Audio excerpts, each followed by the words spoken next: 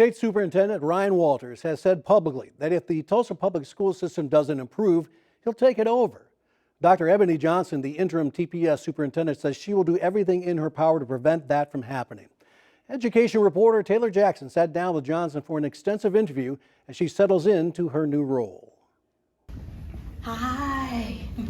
For more than 20 years, Ebony Johnson has pursued her passion for education with Tulsa Public Schools as a teacher, executive director of Student and Family Support Services, and chief learning officer. But this month, she took on a new role as interim superintendent for Tulsa Public Schools. I love Tulsa. I've been a Tulsan as an educator for many years, and so this to me is just even more of some just amazing work that I'm able to engage in Tulsa Public Schools. The Tulsa native graduated from McLean High School in 1994. She believes her long-term service in the district will aid her in this new role. I've had the opportunity to serve generations of families as a former teacher. I would also say that, as a school principal, I've understood the challenges that we faced in our schools and just the beauty of being able to see awesomeness out of those challenges. And so I would say because of that, I'm best positioned in this role to understand the path forward. We want you to solve it. If you won't, we will. The school year began in August under a cloud of controversy that ultimately led to the resignation of former Superintendent Dr. Deborah Gist.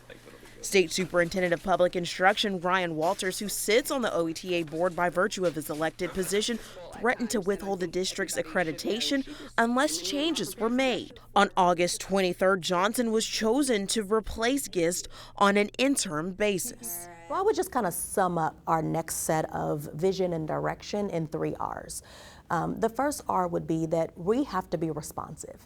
And so it's critically important that as we know that our 33,000, 34,000 students are in our schools every day, we have a responsibility to be responsive to their needs, their academic needs, their social and emotional needs. The second R would be that we have to be results oriented, and we will be. There's a lot of expectation that we place on ourselves, as we should, regarding our students meeting proficiency and meeting the mark.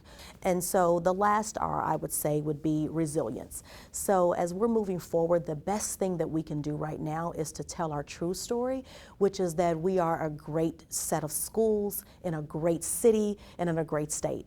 And we do have our challenges, and there is work to be done. At the August 24th Oklahoma State Board of Education meeting, TPS was granted accreditation with deficiencies. A few days later, Superintendent Walters met with Johnson in person to discuss the district's future. He decided to come to Tulsa in order to, one, meet me in person, and then to also not only lay out expectations, but then also offer supports for what those expectations would look like. He reassured Tulsa Public Schools that he's here in order to see us to, meeting the goals that we have outlined to meet for our students.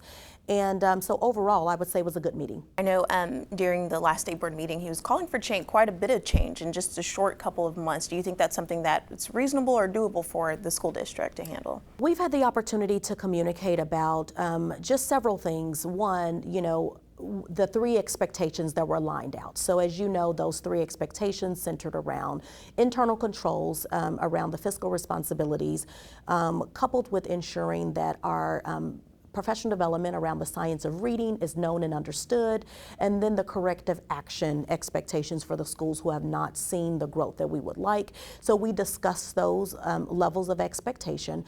And in addition to that, I would say that when it came to the timeline, we didn't actually solidify an actual timeline for what the results would need to be, but there was communication around we need to move expeditiously.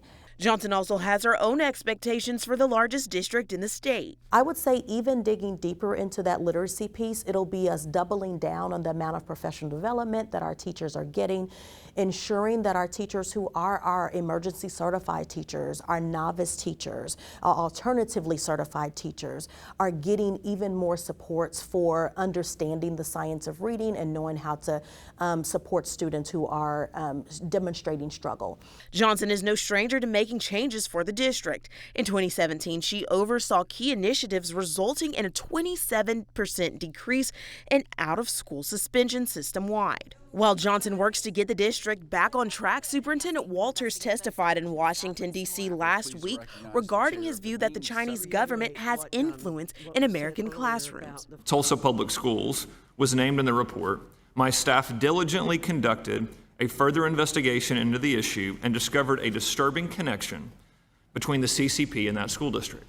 Do you want to kind of maybe clear the air or explain what this Confucius classroom, I believe it's called? We're very grateful to have a teacher who is ensuring that our students have access to learning about various cultures and traditions and the beauty and diversity.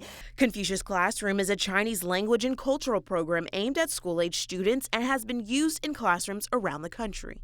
At Walters' urging, in August, the State Board of Education voted to require Oklahoma school districts to report funds received from foreign governments and third-party vendors. Taylor Jackson, The Oklahoma News Report.